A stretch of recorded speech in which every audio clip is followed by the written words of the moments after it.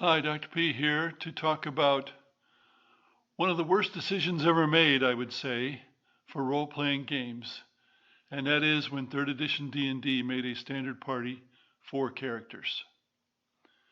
Now, why is this such a bad idea? There are a lot of reasons, but it all comes out of what I call Lew's law of party survival, which is the survival of the party as a whole, not necessarily the individuals in the party, varies as the square of the number of characters.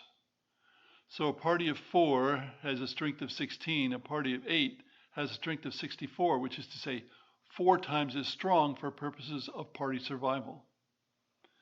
Now what does that do to how the game is played? Well, in this case, if you have a 4-man party, then each individual has to be essentially a 1-man army, because there's not going to be much combined arms cooperation. There's not going to be much one character protecting another because there's only 4 of them. And imagine if you get attacked from the front and behind, you've got nothing, no extras left. You can't protect the magic user, so the magic user has to be able to get along on his own much better. What that promotes is poor cooperation. You have much more cooperation in a party of 8 than you can have in a party of 4. It changes how the characters are made, the classes. You want sort of Swiss Army knives, characters who can do lots of different things when there's parties of 4, as opposed to when you have a parties of 8 and you can have specialists. As I was writing the notes for this talk, I thought of arena American football versus full American football. In arena football, you have people who play both ways, and they have lots of different skills. In full American football, you have a lot more players. You have a lot more players on the field at once, and there's much, much more specialization. Another thing that having large parties does, strangely enough, is encourage GMing. Now, how that worked in a group I was in was, we didn't usually have 8 players, and we wanted to have about 8 characters. So some people had to play more than one character.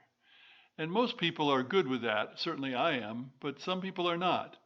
Well, of the people who want to play the second character, who are you going to call? You're going to give the opportunity to the people who also GM at different times and then don't get to play. The people who don't get GM are not going to get the second character. So the larger party encourages people to GM. The larger party also makes the game less subject to chance. If you have to make 4 saving throws versus 8 saving throws, a lot more often everyone is going to fail their saving throw. Now by everyone I mean 4 in the party of 4 and 8 in the party of 8. Consequently, there will be more times when just bad luck will really harm a party. Now, the disadvantage of larger parties, of course, is it can be more work for the GM. But the work for the GM comes primarily from the number of players, not the number of characters. And of course, one of the drawbacks of a party of 4 is, if you have 5 players, you've deviated from the party of 4. If you have 6 players, you really deviated from it. I've played with as many as 10 players, and me as a GM. That's not going to work with a party of 4. But if you're used to a party of 8, you can raise it up to 10. Not a big problem.